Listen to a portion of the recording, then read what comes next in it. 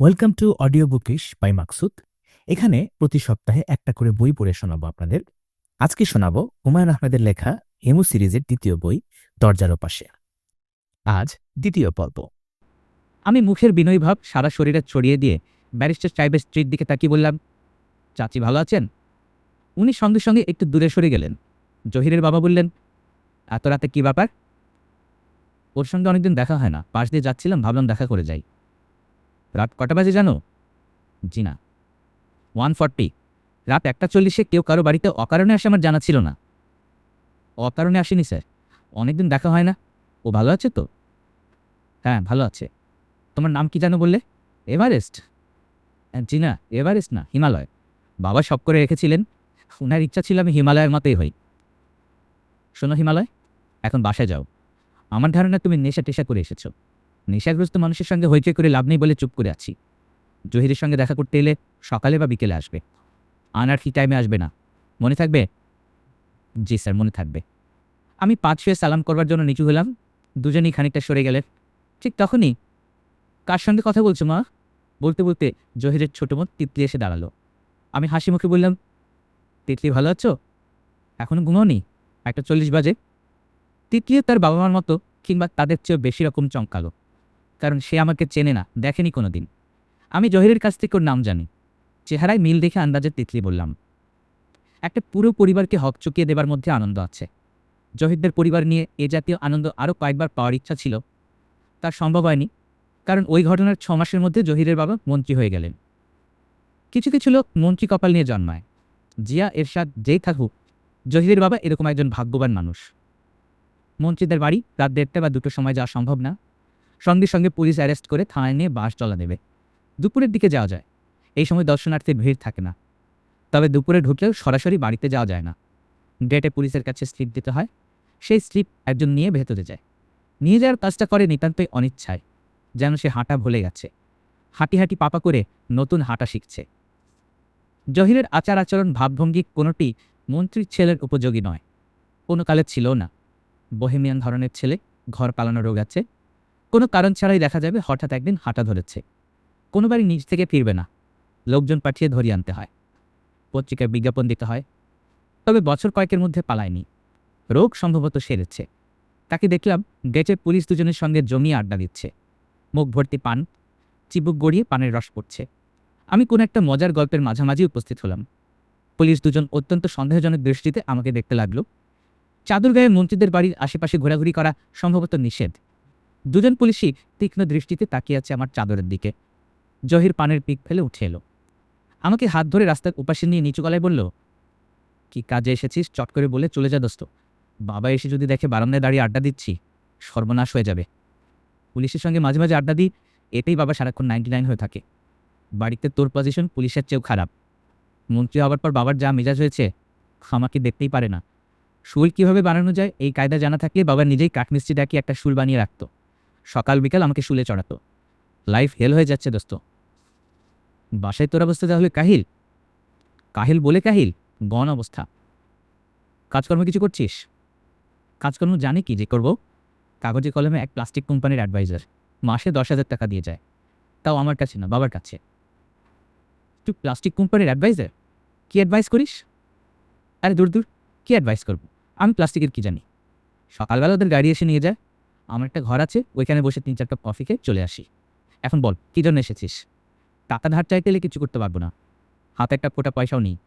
বিশ্বাস কর, বন্ধুবান্ধবেরা আসে, চাকরি বাকরি নেই, বড় মায়া লাগে।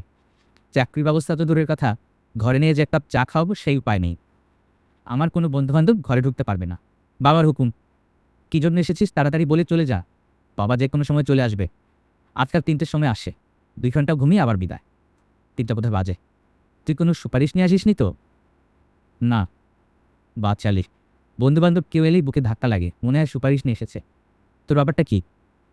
আমি গলার স্বর নিচু করে বললাম, এক জায়গায় যাবি আমার সাথে? কোথায়? জায়গাটার নাম হলো ড্রেজার কলোনি, নারায়ণগঞ্জের কাছাকাছি। সেখানে কি? খুব ইন্টারেস্টিং জায়গা। ড্রেজার দিয়ে নদী করে সেই বালি জমা করে কলোনি বানানো হয়েছে। চারদিকে চিকচিক করছে বালি, চাঁদের আলো যখন সেই বালিতে পড়ে, অসাধারণ দৃশ্য। আজ আমার পূর্ণিমা পড়ে গেল। বলিস কি? জহিরের চোখ চকচক করতে লাগলো। আমি সিগারেট ধরাতে ধরাতে বললাম, ইন্টারেস্টিং একটা প্ল্যান করে রেখেছি। রফিককে তো চিনিস, ও থাকে ড্রেজার কলোনিতে। রফিক নদীর কাছাকাছি দুটো গর্ত খুঁড়ে রাখবে, গলা পর্যন্ত হাইটের গর্ত। আমরা দুজন গর্তে ঢুকে বসে থাকবো, ঠেসে বালি দেওয়া হবে, শুধু দুজনের মাথা বের হয়ে থাকবে। জহিরের চোখের চকচকে ভাব আরও বাড়ল, কয়েকবার ঢোক গেল। তার ঢোক গেলা মাছের টোপ গেলার মতো। সে ফিসফিস করে বলল, এক্সাইটিং হবে বলে মনে হচ্ছে। আমি গলার স্বর আরও নিচু করে বললাম, অবশ্যই এক্সাইটিং, তাছাড়া জিনিসটা খুব সায়েন্টিফিক। এর মধ্যে সায়েন্টিফিক আবার কি? পুকুরে গোসল করার সময় আমরা কী করি? সারা শরীর পানিতে ডুবিয়ে মাথা বের করে রাখি।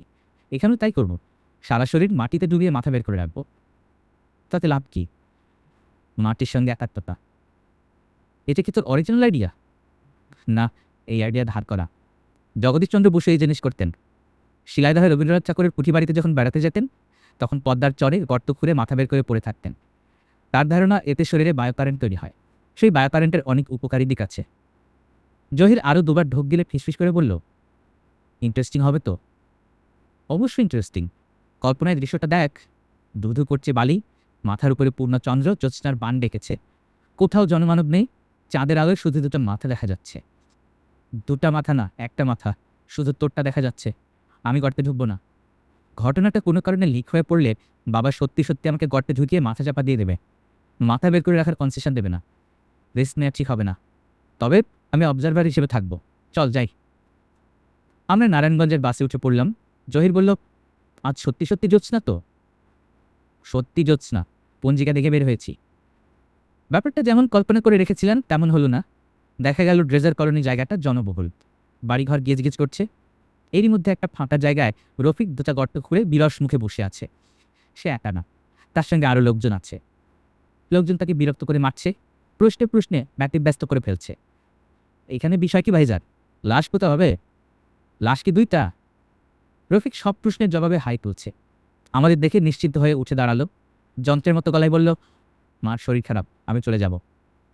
কি ঘটতে যাচ্ছে তা নিয়ে তার কোনো মাথা ব্যথা নেই। জহির শুরু থেকেই নানা করছিল, গর্ত দেখে তার উৎসাহ মাথা চাড়া দিয়ে উঠল। সে আমার কানে কানে বলল, নিয়মটা কি? ন্যাংটো হয়ে ঢুকবো না আন্ডারওয়্যার থাকবে? ন্যাংটো হয়ে ঢুকাই নিয়ম, তুই ইচ্ছে করলে আন্ডারওয়্যার রাখতে পারিস। কোনো প্রয়োজন দেখছি না, করবো যখন নিয়ম মাফিকই করবো। নাচতে নেমে ঘোমটা দেওয়ার কোনো মানে হয় না। Who cares? আমরা তৎক্ষণাৎ গর্তে ঢুকলাম না। রাত 11টার দিকে লোকজন কমে যাবার পর ঢুকলাম। রফিক বিরস মুখে কোদাল দিয়ে বালি ফেলতে ফেলতে বলল, আমি থাকতে পারবো না, তোদের মাটি চাপা দিয়ে চলে যাব। মার শরীর খুবই খারাপ, আমার মোটেই ভালো লাগছে না। মনে হচ্ছে লোকজন জমে একটা কেলেঙ্কারি হবে। জহির বলল, তুই চলে যা, আমরা ম্যানেজ করে নেব। শুধু ভোরবেলা এসে আমাদের মাটি খুঁড়ে বের করিস। রফিক বলল, তোদের শার্ট প্যান্ট কী করবো? বাসায় নিয়ে যাবো না পাশে রেখে দেবো? জহির বলল, শার্ট প্যান্ট আগুন দিয়ে পুড়িয়ে দে, আমার আর এইসবের দরকার নেই। আমি প্রকৃতির সন্তান। মাটিতে গর্ত করে বসে থাকা যে এমন এক্সাইটিং আগে জানতাম না, গায়ে কাঁটা দিচ্ছে। রাত 12টার মধ্যে আমাদের চারপাশে হাজার খানিক লোক জমে গেল। শুধু মানুষ না, পশুরাও ব্যাপারটায় খুব উৎসাহ পাচ্ছে। দুটা কুকুর আমাদের ঘিরে ক্রমাগত ঘেউ ঘেউ করছে। লোকজনের প্রশ্নেরও কোনো সীমা নেই। ভাই সাহেব, আপনারা কে? এইখানে কি করতেছেন? জিন্দা খবর নিছেন? আপনারা থাকেন কোথায়? আমি কোনো প্রশ্নেরই জবাব দিচ্ছি না, তবে জহির প্রতিটি প্রশ্নেরই জবাব দিচ্ছে, উচ্চ শ্রেণীর দার্শনিক জবাব। রাত 1টার দিকে মনে হলো পুরো নারায়ণগঞ্জের মানুষ জড়ো হয়েছে। বিরাট হইচই। জহির বলছে, আপনারা হইচই করছেন কেন? নীরবতা কাম্য, দয়া করে নীরব থাকুন। প্রকৃতি নীরবতা পছন্দ করে। 1:30টার দিকে পুলিশ চলে এলো। ওসি সাহেব দুজন কনস্টেবল নিয়ে নিজে এসেছেন। ওসিরা সহজভাবে কোনো কথা বলতে পারেন না, ইনিও পারলেন না। হুঙ্কার দিলেন, কি হচ্ছে এসব? আপনারা কে? জহির শীতল গলায় বলল, অত্যন্ত জটিল প্রশ্ন। মানুষ এই ফিলসফিক প্রশ্নের মীমাংসা গত 2000 বছর ধরে করার চেষ্টা করেছে, মীমাংসা হয়নি। আপনার আন্ডার অ্যারেস্ট, উঠে আসুন। জহির হিমশীতল গলায় বলল, আন্ডার অ্যারেস্ট মানে? মস্করা করছেন? আমরা দেশের কোন আইনটি ভঙ্গ করেছি দয়া করে বলুন। বাংলাদেশ পেনাল কোডের কোন ধারায় বলা আছে যে গর্ত করে বসে থাকা যাবে না? আমরা যদি পানিতে গা ডুবিয়ে বসে থাকতে পারি, তবে মাটিতেও পারি। ওসি সাহেব যুক্তি তর্কে গেলেন না। কনস্টেবল দুজনকে হুকুম দিলেন আমাদের ট্রেনে তুলতে। জহির হুঙ্কার দিয়ে বলল, আমি কে পরিচয় দিলে আপনি কিন্তু ভাই প্যান্ট নষ্ট করে ফেলবেন। প্যান্ট পাঠাতে হবে ধোপার কাছে, ডবল চার্জ নেবে। ওসি সাহেব সেপাইকে বললেন, এই পাগলার গালে একটা চড় দাও। সেপাই সঙ্গে সঙ্গে ঝেড়ে লাথি বসিয়ে দিল। জহির হুমড়ি খেয়ে পড়ে গিয়েছিল। বালি ঝাড়তে ঝাড়তে বলল, বুঝলেন ভাই সাহেব, আপনাকে এমন জায়গায় ট্রান্সফার করা হবে যে 1 পয়সা ঘুষ পাবেন না, হালুয়া টাইট হয়ে যাবে। আর একটা টেলিফোন নাম্বার দিচ্ছি, টেলিফোন করে জেনে নিন আমি কে। পরিচয় জানার সঙ্গে সঙ্গে আদরে আদরে প্রাণ অতিষ্ঠ করে ফেলবেন। ওসি সাহেব বিরক্ত মুখে বললেন, পুলিশের আদর কত প্রকার ও কী কী কিছুক্ষণের মধ্যেই জানতে পারবেন। আমরা থানার দিকে রওনা হলাম। উৎসাহী জনতার বড় একটা অংশ আসছে আমাদের পিছু পিছু। জহির আমার কানের কাছে মুখ নিয়ে ফিসফিস করে বলল, যতটা এক্সাইটিং হবে ভেবেছিলাম তার চেয়ে 10 গুণ বেশি এক্সাইটিং হয়েছে। এই জাতীয় প্রোগ্রাম আরও ঘন ঘন করতে হবে। নেক্সট পূর্ণিমা কবে? পূর্ণিমাগুলো 1 মাস পর পর আসে না 15 দিন পর পর? সিস্টেমটা কি? তেল ও জ্বালানি মন্ত্রী ব্যারিস্টার মোবারক হোসেন সত্যি সত্যি জহিরের বাবা এই পরিচয় পাওয়ার পর ওসি সাহেবের মুখের তেলাপিয়া মাছের মতো বড় হতে লাগলো এবং ছোট হতে লাগলো। তারপর উনি যখন শুনলেন মোবারক হোসেন সাহেব নিজেই ছেলেকে ছাড়িয়ে নিতে আসছেন, তখন অধিক সুখে ওসি সাহেব পাথরের মতো হয়ে গেলেন। খানিকক্ষণ জহিরের দিকে তাকান, খানিকক্ষণ আমার দিকে তাকান। জহির বলল, আপনি শুধু শুধু ভয় পাচ্ছেন ওসি সাহেব। আমার বাবা বাইরের মানুষের কাছে অত্যন্ত মাইডিয়ার টাইপ লোক, আপনাকে উনি কিছুই বলবেন না। তাছাড়া আপনাকে কিছু বলার প্রশ্নই আসে না, আপনি আপনার কর্তব্য পালন করেছেন। এর উত্তরে ওসি সাহেব চাপা গলায় বিড়বিড় করে কি যেন বললেন, যার কিছুই বোঝা গেল না। জহির বলল, ওসি সাহেব চা খাওয়াতে পারেন? এতে ওসি সাহেবের হতভম্ব ভাব কাটল না। সেকেন্ড অফিসার লাফ দিয়ে উঠে দাঁড়িয়ে বলল, এক্ষুনি চা কেক আনছি স্যার, এক্ষুনি আনছি। জিলিপি খাবেন? এখানে গরম গরম জিলিপি পাওয়া যায়। জহির বলল, জিলিপি খাওয়া যায়? আপনারা কেউ যদি কাইন্ডলি রফিকের বাসা থেকে আমাদের কাপড়গুলো এনে দেন তাহলে ভালো হয়। বাবা এসে যদি দেখেন আমরা আন্ডারওয়্যার পরে থানায় বসে আছি, উনি কিছুটা বিরক্ত হতে পারেন। মন্ত্রী মানুষ তো, সামান্যতি বিরক্ত হন। সেকেন্ড অফিসার বললেন, আমি ব্যবস্থা করছি স্যার, আপনারা গা ধুয়ে নেন, শরীর ভর্তি বালি, বাথরুমে সাবান আছে। গা ধোয়ার আগেই তেল ও জ্বালানি মন্ত্রী ব্যারিস্টার মোবারক হোসেন উপস্থিত হলেন, তার সঙ্গে পিএ, 2 জন পুলিশ গার্ড। মোবারক সাহেব হতভম্ব হয়ে তাকিয়ে রইলেন আমাদের দিকে। আমি বললাম, স্যার ভালো আছেন? তিনি জবাব দিলেন না। মনে হচ্ছে তিনিও ওসি সাহেবের মতো অধিক শোকে পাথর হয়ে পড়েছেন। সমস্ত থানা জুড়ে এক ধরনের আতঙ্ক, পুলিশরা সব অ্যাটেনশন হয়ে আছে।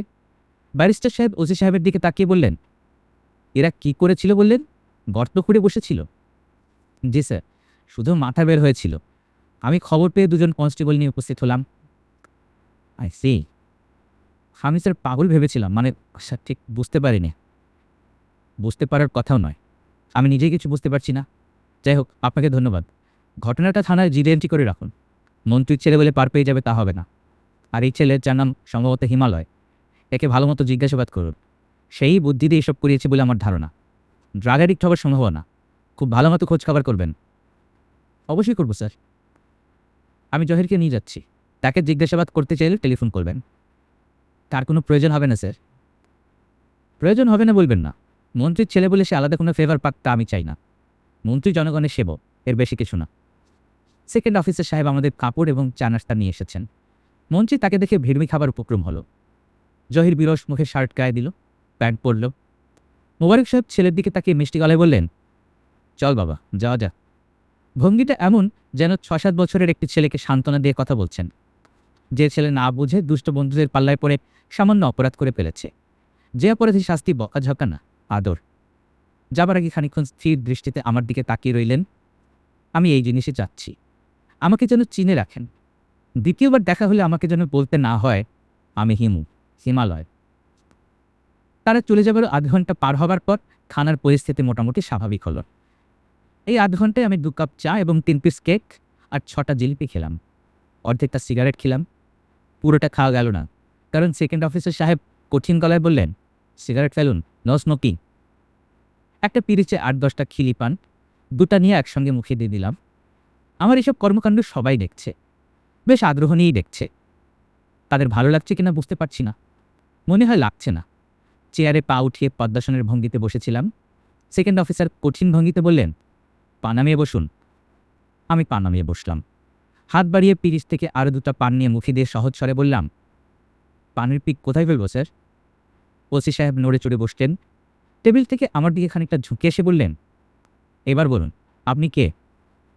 আমার নাম হিমালয়, ডাকনাম হিমু। কি করেন? কিছু করি না। কিছু যে করেন না তা তো বুঝতে পারছি, এটা বোঝার জন্য শার্লক হোমস হতে হয় না। থাকেন কোথায়? একটা মেসে থাকি। ঢাকায় আপনার আত্মীয় স্বজন আছেন? আছেন। ওসি সাহেব ড্রয়ার থেকে কাগজ এবং পেন্সিল বের করলেন। থানায় এই এক মজার জিনিস দেখলাম, সব কাজকর্ম পেন্সিলে।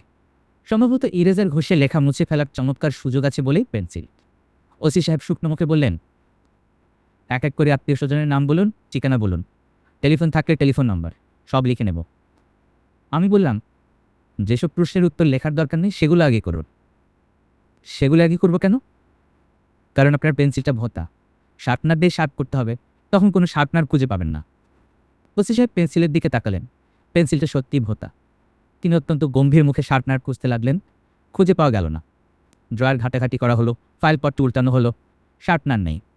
ওসি সাহেব একা না, অন্যেরাও শার্পনার খোঁজায় যোগ দিল।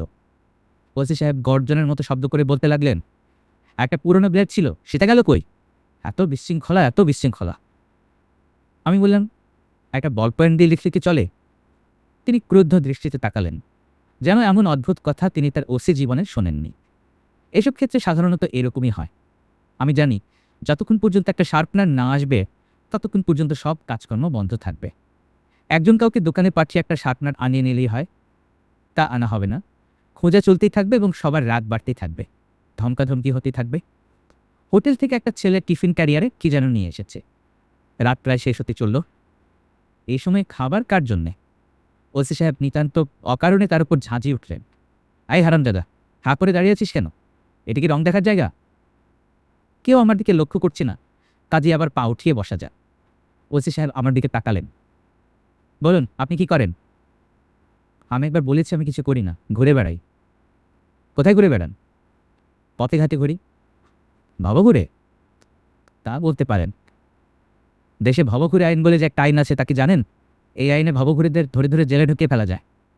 আমি হাসতে হাসতে বললাম, ভাগ্যিস এই যুগে কোনো ধর্মপ্রচারক নেই, ধর্মপ্রচারক থাকলে সমস্যা হয়ে যেত। জানেন বোধ হয়, ধর্মপ্রচারককে সবাই বলতে গেলে ভব করে। গৌতম বুদ্ধ, গুরু নানক, যীশুখ্রিস্ট। আপনি কি ধর্মপ্রচারক? জি না, তবে এই লাইনে চিন্তাভাবনা করছি। টাকা পয়সা জোগাড় করতে পারলে একটা আশ্রম চালু করার ইচ্ছা আছে। মহাপুরুষ হবার একটা ক্ষুদ্র চেষ্টা বলতে পারেন। মহাপুরুষ হবার চেষ্টা করছেন? জি। কেন জানতে পারি? সত্যি সত্যি জানতে চান? হ্যাঁ চাই। আমি শান্ত ভঙ্গিতে বললাম, আমার নিজের দিক থেকে মহাপুরুষ হবার তেমন আগ্রহ নেই, তবে আমার বাবার খুব শখ ছিল ছেলেকে মহাপুরুষ বানাবেন। সাধারণ বাবারা ছেলেমেয়েদের ডাক্তার, ইঞ্জিনিয়ার, ব্যারিস্টার এসব বানাতে চায়, কেউ মহাপুরুষ বানাতে চায় না। আমার বাবা চেয়েছিলেন। আমার সঙ্গে ফাজলামি করছেন? জি না, ফাজলামি করছি না। শিয়ালের শিং দেখেছেন? না। শিয়ালের শিং আমি দেখিয়ে ছাড়ব। মহাপুরুষ কত প্রকার ও কি বুঝে যাবেন। গর্তে ঢুকে মহাপুরুষ? শুকর গর্তে ঢুকে মহাপুরুষ না। আয় মবিন, মবিন। মবিন নামের কেউ একজন ছুটে এলো। ওসি সাহেব চোখ মুখ কুঁচকে বললেন, একটা নাপিত ধরে নিয়ে এসো। নাপিতকে বলো এই মহাপুরুষের চুল, দাড়ি, ভুরু সব যেন কামিয়ে দেয়। মহাপুরুষগিরি বার করছি, অনেক মহাপুরুষ দেখা আছে। পেন্সিল কাটার পাওয়া গেল? জি না স্যার। না শব্দ আমি শুনতে চাচ্ছি না, খুঁজে বার করো। ওসি সাহেবের নাম মোহাম্মদ সিরাজুল করিম। তিনি দেখলাম আসলে করিতকর্মা লোক। শুধু যে করিতকর্মা তাই না, বেশ সাহসীও। নাপিত ডাকিয়ে সত্যি সত্যি দাড়ি, গোফ, ভুরু সবই কামিয়ে দিলেন। হুঙ্কার দিয়ে বললেন, মহাপুরুষের হাতে একটা আয়না দাও, মহাপুরুষ তার চেহারাটা দেখুক। আমি হাই তুলতে তুলতে বললাম, চেহারা দেখতে চাচ্ছি না, মহাপুরুষদের আয়নায় নিজেকে দেখা নিষেধ আছে। এতে নিজের চেহারার প্রতি এক ধরনের মুগ্ধতা চলে আসে, এটা ঠিক না। ঠিক না হলেও দেখে রাখুন, চেহারা যে অবস্থায় এখনও আছে এই অবস্থা থাকবে না। মন্ত্রী সাহেব কি বলেছেন তা তো শুনেছেন, ভালো মতো জিজ্ঞাসাবাদ করতে বলেছেন। পুলিশের জিজ্ঞাসাবাদ শুধু মুখের কথায় হয় না, পুলিশের জিজ্ঞাসাবাদ কঠিন জিনিস।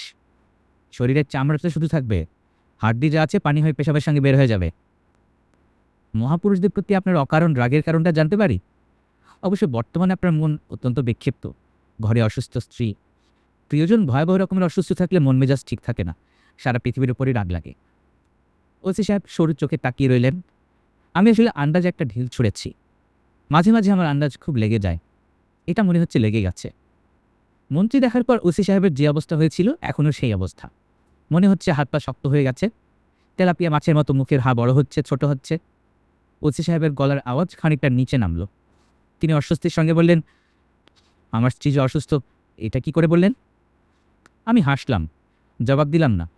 একজন প্রথম শ্রেণীর ভবিষ্যৎ বক্তা কথা বলবে খুব কম, প্রশ্ন করলে অন্যদিকে তাকিয়ে হাসবেন। তার কি অসুখ সেটা বলতে পারবেন না? আমি তো ডাক্তার না। তার এই রোগের কি কোনো ওষুধ আছে? অবশ্যই আছে। সৃষ্টিকর্তা এমন কোনো অসুখ তৈরি করেননি যার প্রতিষেধক তার কাছে নেই। আমাকে দয়া করে কিছু জিজ্ঞেস করবেন না। আমি রোগের ওষুধ সম্পর্কে কিছু জানি না। ওসি সাহেব পকেট থেকে সিগারেটের প্যাকেট বের করতে করতে বললেন, মহাপুরুষগিরি ফলানোর জায়গা পান না। স্ত্রী অসুস্থ, ভাওতাবাজি পুলিশের কাছে। বয়স তো খুব বেশি মনে হয় না। লোক তাকানো কায়দা কানুন সব জানা হয়ে গেছে। মবিন, মবিন। মবিন চলে এলো। মবিনের মুখ হাসি হাসি, কারণ তার হাতে পেন্সিল কাটার শেষ পর্যন্ত পাওয়া গেছে। সে খুশি খুশি গলায় বলল, পেন্সিল কাটার পাওয়া গেছে। পেন্সিল কাটারের এখন আর দরকার নেই। বাবাজিকে হাজতে নিয়ে যাও, ভালো মতো তাদের যত্ন করো, যাতে যতদিন বাঁচে পুলিশের খাতিরের ব্যাপারটা মনে থাকে। চুলদাড়ি কাটানো ঠিক হয়নি। চুলদাড়ি থাকলে আদর যত্নের সুবিধা হতো। মবিন আনন্দিত স্বরে বলল, চুলদাড়ির কোনো দরকার নেই স্যার, দেখেন না কি করি। মবিন সাহেব কিছু করার সুযোগ পেলেন না। তার আগেই তেল ও জ্বালানি মন্ত্রী মোবারক হোসেন সাহেব আমাকে ছেড়ে দেবার জন্য টেলিফোন করলেন। জহিরের চাপাচাপিতে এটা করলেন বলাই বাহুল্য। আমি যে খুব আনন্দিত হলাম তা না। পুলিশি মার খাবার চেষ্টা আমি অনেকদিন ধরেই করছি। ব্যাপারটা সম্পর্কে শুধু শুনেছি, অভিজ্ঞতাটা হয়ে যাওয়া ভালো। হেলাল গুন্ডা বলে একজনের সঙ্গে আমার খুব ভালো পরিচয় আছে। তার কাছে শুনেছি, মারের সময় ব্যথা পাচ্ছি ভাবলেই ব্যথা পাওয়া যায়, ব্যথা পাচ্ছি না ভাবলে আর ব্যথা পাওয়া যায় না। আমি থানা থেকে ছাড়া পেলাম রাত ৩টায়। এত রাতে আর ঢাকায় ফিরলাম না, চলে গেলাম নারায়ণগঞ্জ লঞ্চ টার্মিনালে। রাত কাটাবার জন্য লঞ্চ টার্মিনাল খুব ভালো জায়গা। অনেক খালি লঞ্চ বাজে থাকে, নজর এড়িয়ে তার একটায় ঢুকে পড়তে হয়। চুপি চুপি চলে যেতে হয় ছাদে, চাদর মুড়ি দিয়ে টানা ঘুম দিলেই হয়। লঞ্চের লোকজন ভাববে তাদেরই কেউ। আমার সঙ্গে চাদর আছে, শরীর ঢেকে ঘুমিয়ে পড়ার কোনো সমস্যা না। তাই করলাম। ঘুম ভাঙল ভোর রাতে। লঞ্চ চলছে, কখন যাত্রী উঠল কখন ছাড়ল খেয়ে জানে। হু হু বাতাসে রীতিমতো শীত ধরে গেছে। আকাশে থালার মতো বড় চাঁদ, নদীর দুপাশে গাছপালা চাঁদের আলোয় পরিষ্কার দেখা যাচ্ছে। মনে হচ্ছে এরা সবাই জেগে আছে। উথাল পাতাল জ্যোৎস্নায় গাছপালা ঘুমোতে পারে না, ঘুমিয়ে পড়ে মানুষ। আমার চোখে ঘুম জড়িয়ে আসছে। চাদর দিয়ে সারা শরীর ঢেকে চাঁদের আলো থেকে নিজেকে আলাদা করে আমি ঘুমোতে গেলাম। ঘুম আসছে না। বারবারই মনে হচ্ছে একটা ছোট্ট ভুল করা হয়েছে। ঢাকা ছাড়ার আগে রূপার সঙ্গে দেখা করে আসা দরকার ছিল। ঢাকার বাইরে যতবারই যাই এই কাজটা করি, এইবারই শুধু করা হলো না। মানুষের টেলিপ্যাথিক ক্ষমতা থাকলে চমৎকার হতো। লঞ্চের ছাদ থেকে রূপার সঙ্গে কথাবার্তা শুরু করা যেত। হ্যালো, হ্যালো রূপা, তুমি তুমি কোথায় এখন? লঞ্চের ছাদে। লঞ্চের ছাদে মানে? লঞ্চে করে যাচ্ছে কোথায়? জানি না। কি পাগলের মতো কথা বলছো? তুমি লঞ্চে করে যাচ্ছ আর তুমি জানো না কোথায় যাচ্ছ? আমরা কে কোথায় যাচ্ছি কেউই তো জানি না। আবার ফিলসফি শুরু করলে? শোনো দার্শনিক, এগুলি নিতান্ত নিম্ন শ্রেণীর ফিলসফি, ৫,০০০ বছর ধরে কপচানো। সত্যি করে বলো তো কোথায় যাচ্ছ? জানি না। জানো না? না। জগতের পরম সত্য কি জানো রূপা? জগতের পরম সত্য হচ্ছে জানি না, আই ডোন্ট নো। এই ফিলসফিটা কেমন লাগলো? ঘুম এসে যাচ্ছে। কাল্পনিক কথাবার্তা আজকের মতো থাক। লঞ্চটা বড় দুলছে, রেলিং দেয়া নেই, গড়িয়ে পড়ে না গেলেই হয়। ৭ দিন পর ঢাকায় ফিরলাম। মানুষের মাথার চুল ৭ দিনে ১.৫ মিলিমিটার বাড়ে। দাড়ি, গোঁফ এবং ভুরুর চুলও একই হারে বাড়ার কথা। ব্যাপারটা মনে হচ্ছে তা না। ৭ দিনে আমার দাড়ি গোঁফ কিছু গজিয়েছে, মাথার চুল তেমন গজায়নি। ভুরুর চুলের বৃদ্ধি সর্বনিম্ন পর্যায়ে। আগে যা ছিল এখনো তাই। আমার চেহারা এক ধরনের ভৌতিক ভাব চলে এসেছে। ভৌতিক ভাবের জন্য গায়ের চাদরও বোধহয় খানিকটা দায়ী। চেহারায় ভৌতিক ভাব সম্পর্কে পুরোপুরি নিশ্চিত হয়েছি গত রাতে। স্টিমারে করে ফিরছি। ফার্স্ট ক্লাসের ডেক কেমন দেখার জন্য উকি দিলাম। ডেক ফাঁকা। অল্প বয়সী এক মা তার বাচ্চা কোলে নিয়ে বসে আছে। বাচ্চাটা হাত পা ছুটছে এবং বিকট চিৎকার করছে। বাচ্চার বাবা বিব্রত মুখে এক গ্লাস পানি হাতে পাশে দাঁড়ানো। আমাকে দেখে বাচ্চা চোখ তুলে তাকালো। আর ঠিক তখনই বাচ্চার মা নিচু গলায় বলল, চুপ করে শোনা, চুপ না করলে ওই ভূত তোমাকে খেয়ে ফেলবে। বাচ্চা চুপ করে গেল। আতঙ্কগ্রস্ত হয়ে মাকে জড়িয়ে ধরল। আমি কাছে এগিয়ে গেলাম এবং গম্ভীর গলায় বললাম, আমি স্টিমারের দোতলায় আছি। বাচ্চা কান্নাকাটি করলে খবর দেবেন, এসে ভয় দেখিয়ে যাব। বাচ্চার মা লজ্জিত মুখে বলল, সরি, কিছু মনে করবেন না। না, কিছু মনে করিনি। আপনার বাচ্চা যথেষ্ট ভয় পেয়েছে কিনা দেখুন, প্রয়োজন মনে করলে আরও খানিকটা ভয় দেখিয়ে যায়। মেয়েটার মুখ লজ্জায় লাল হয়ে গেল। মেয়েটা দেখতে খানিকটা রূপার মতো। ইচ্ছা করছিল আরও খানিকক্ষণ থাকি, সম্ভব হলো না। বাচ্চাটা বেশি ভয় পেয়ে গেছে, ভয়ে হাত পা শক্ত হয়ে গেছে। আমাকে যে ভয়াবহ দেখাচ্ছে তার আরও প্রমাণ পেলাম। সেকেন্ড ক্লাসে অন্য একটি বাচ্চা, 3-4 বছর বয়স হবে, আমাকে দেখি কাঁদতে শুরু করলো। এই বাচ্চাটি ছিল বাবার কোলে। সেই ভদ্রলোক বিব্রত গলায় বলতে লাগলেন, আহা, উনি কিছু করবেন না তো? কিচ্ছু করবেন না। আপনারা শুনছিলেন হুমায়ুন আহমেদের লেখা উপন্যাস দরজার ওপাশে। ভালো লাগলে লাইক করবেন, সাবস্ক্রাইব করবেন আর কমেন্টে জানাবেন কি শুনতে চাচ্ছেন পরবর্তীতে। ভালো থাকবেন।